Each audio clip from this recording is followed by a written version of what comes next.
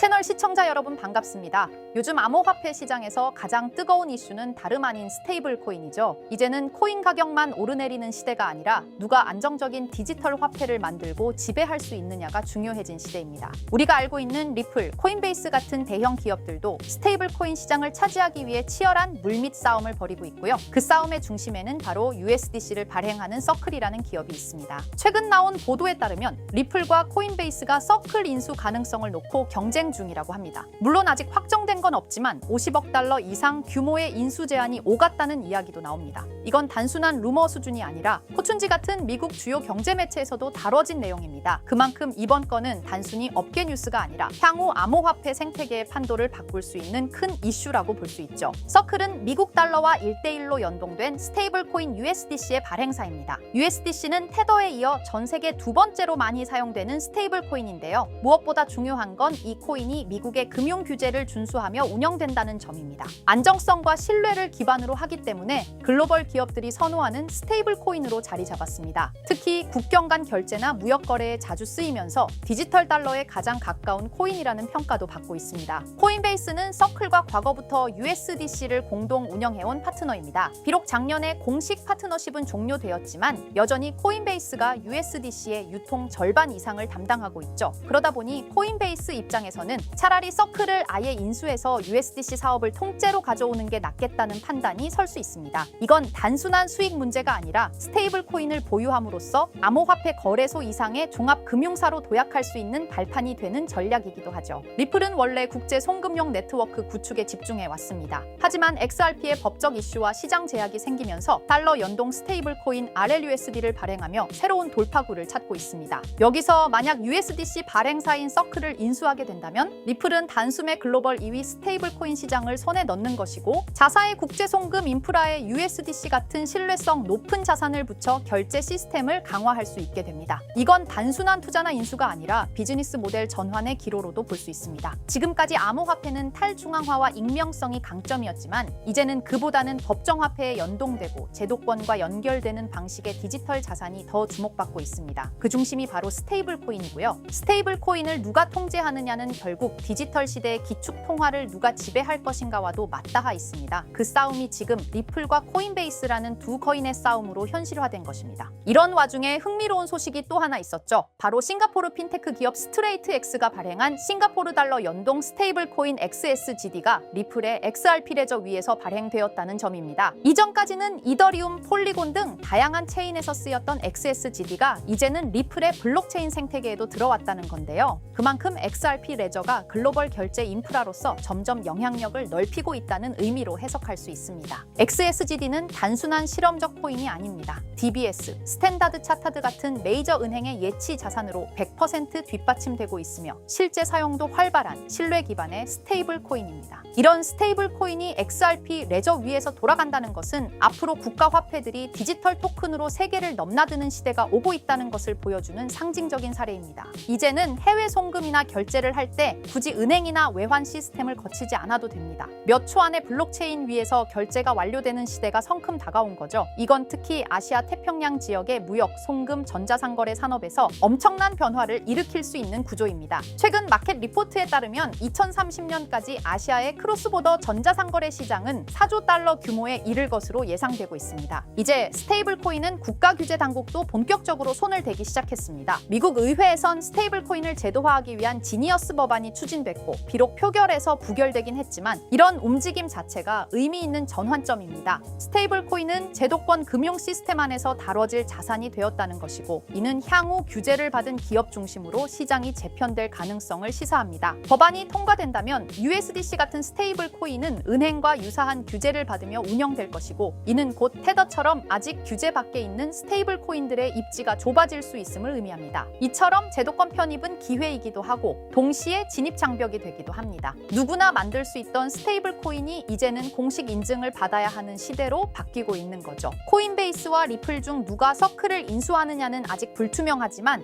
확실한 건 스테이블 코인을 둘러싼 기축 통화 전쟁은 이제 본격적으로 시작됐다는 것입니다. 앞으로 암호화폐 시장은 비트코인, 이더리움 중심에서 스테이블 코인 중심으로 무게추가 옮겨갈 가능성도 있습니다. 이 전환점에서 누가 먼저 시장을 선점하느냐가 향후 5년, 10년의 주도권을 좌우 배후하게 될 겁니다. 지금 이 순간에도 암호화폐와 전통 금융 사이의 경계는 점점 허물어지고 있습니다. 스테이블 코인은 그 변화의 중심에 있으며 미래 금융 질서를 재편할 열쇠가 될 수 있습니다. 자, 그렇다면 결국 리플이 궁극적으로 추구하고 있는 게 뭘까요? 바로 실물 자산 토큰화, RWA입니다. RWA는 리얼 월드 에셋의 약자로 현실 세계의 자산을 블록체인상에서 디지털화하는 걸 말합니다. 예를 들어 부동산, 국채, 회사채, 주식, 금 같은 자산을 블록체인에서 토큰의 형태로 거래할 수 있게 만드는 기술이에요. 이건 단순히 디지털화가 아니라 유동성과 접근성, 거래 속도를 혁신적으로 개선하는 방식입니다. 리플은 이런 변화가 향후 금융의 중심이 될 거라 보고 자사의 기술 기반인 XRP 레저를 통해 이 RWA 시장에서 핵심 인프라 역할을 하겠다는 전략을 세우고 있습니다. 실제로 리플의 개발 조직 리플엑스는 최근 RWA의 블록체인 전환이 가속화되고 있다며 XRP 레저가 기관용 플랫폼으로 자리 잡고 있다고 공식 채널을 통해 발표했습니다. 그리고 그 연장선상에서 리플은 스테이블 코인 RLUSD를 내놓았죠. 단순한 스테이블 코인이 아니라 RWA 시대를 위한 결제 인프라로서 설계된 것입니다. 그렇다면 이 RWA 시장은 앞으로 얼마나 커질까요? 많은 글로벌 금융기관과 컨설팅 회사들이 RWA 시장이 2030년까지 최소 10조 달러 이상에 이를 것으로 전망하고 있어요. 특히 가트너, 보스턴 컨설팅 그룹 등은 이 시장이 향후 블록체인 산업 내에서 가장 큰 성장 동력이 될 것이라고 평가했습니다. 단순히 토큰을 발행하는 수준을 넘어 실제로 글로벌 자산의 흐름을 블록체인 위에서 운용하는 시스템으로 변하고 있다는 거죠. 전통 금융기관들도 참여하고 있고 RWA 전문 스타트업에 벤처 캐피털 자금이 몰리는 추세입니다. 왜냐하면 이 구조는 기존 금융을 대체하는 게 아니라 보완하고 효율화할 수 있기 때문이에요. 그래서 리플을 포함한 여러 기업들이 지금 이 시장에 선점하려고 하는 겁니다. 지금 시작되는 이 흐름이 향후 10년간 블록체인과 금융을 통합하는 핵심 축이 될 가능성이 높습니다. RWA가 이렇게 시장에서 주목받고 있는 이유는 생각보다 명확합니다. 첫째, 기존 금융 시스템이 너무 느리고 복잡해요. 부동산을 사고 팔거나 국채를 거래하거나 펀드를 운용하려면 수많은 중간 단계가 필요하죠. 그런데 RWA는 이런 과정들을 스마트 계약으로 간소화할 수 있습니다. 둘째, 투자자 입장에선 24시간 거래, 글로벌 접근성, 수수료 절감 같은 실질적인 이점을 체감할 수 있죠. 셋째, 금융 자산을 조각내어 토큰화할 수 있기 때문에 기존에는 투자하지 못했던 고가 자산에도 소액으로 투자할 수 있는 길이 열립니다. 이 모든 게 자산의 민주화라고도 불리고 있어요. 그래서 지금 이 흐름은 단순한 디지털 전환이 아니라 금융 시스템 자체의 구조 개혁이라는 평가를 받고 있는 겁니다. 자, 이런 RWA 흐름을 정부와 제도권은 어떻게 보고 있을까요? 의외일 수 있지만 긍정적인 반응과 제도화 움직임이 꽤 활발합니다. 미국 SEC와 통화감독청 OCC는 RWA 자산의 회계 기준과 법적 정의를 정립 중이고 일부 국채는 이미 디지털 자산 형태로 유통되기 시작했어요. 싱가포르와 홍콩, 영국은 RWA 관련 샌드박스 프로그램을 통해 실험적 거래 환경을 지원하고 있고요. 특히 중요한 건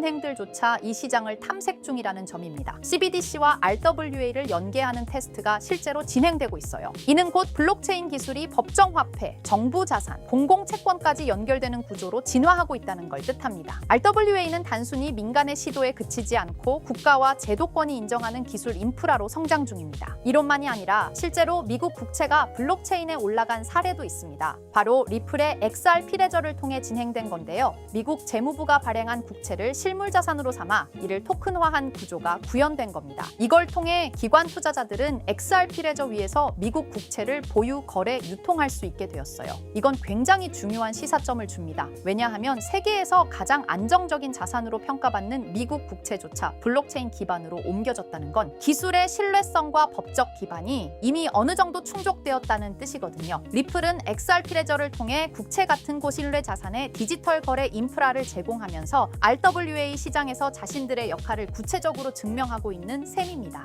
그리고 드디어 등장한 이름 블랙록입니다. 다들 아시죠? 무려 11조 달러 이상을 운용하는 전 세계에서 가장 큰 자산 운용사. 그런 블랙록도 이제는 RWA 시장에 뛰어들었습니다. 블랙록의 CEO 레리 핑크는 이렇게 말했어요. 모든 금융 자산은 토큰화될 것이다. 즉 부동산, 채권, 펀드, 주식 전부가 앞으로는 블록체인에서 거래된다는 의미죠. 그리고 블랙록은 이 시장이 향후 10년 안에 약 30조 달러 규모로 성장할 것이라고 전망했습니다. 단순히 말을 한 게 아니라 직접 자신들의 펀드를 블록체인 형태로 내놓기 시작했어요. 블랙록이 이렇게 움직인다는 건 RWA가 올드머니의 신뢰까지 얻었다는 의미입니다. 블랙록은 실체 있는 첫 RWA 펀드로 비드를 선보였습니다. 이 펀드는 미국 국채 같은 실물 자산을 기반으로 하면서 이더리움 블록체인 위에서 운영되도록 설계됐어요. 스마트 계약을 활용해서 매일 이자가 자동으로 분배되고 투자자는 자신의 자산 상태를 실시간으로 확인할 수 있습니다. 말 그대로 기존 전통 금융과 블록체인의 장점을 섞은 하이브리드형 펀드입니다. 비들은 특히 기관 투자자들 사이에서 디지털 자산 신뢰도를 올리는 사례로 꼽히고 있어요. 이 펀드를 통해 블랙록은 단순한 실험을 넘어 RWA의 실전 적용 가능성과 수익성을 동시에 입증하고 있는 셈입니다. 놀라운 건 비들의 현재 규모입니다. 출시된 지 1년 2개월밖에 안 됐는데 운용 자산이 벌써 10억 달러를 돌파했어요. 이는 단순히 블랙록의 브랜드 파워 때문만은 아닙니다. 투자자들이 RWA 구조에 실질적 신뢰를 보내고 있다는 증거이기도 하죠. 특히 일일 이자 지급, 실시간 조회 가능, 안정적인 국채 기반 등 전통 금융의 신뢰성과 블록체인의 유연함을 모두 갖춘 게 크게 작용했습니다. 앞으로 비들처럼 토큰화된 펀드가 더 많이 등장할 가능성이 크고 이로 인해 RWA 시장은 기관 자금 중심으로 급속히 팽창할 수 있습니다.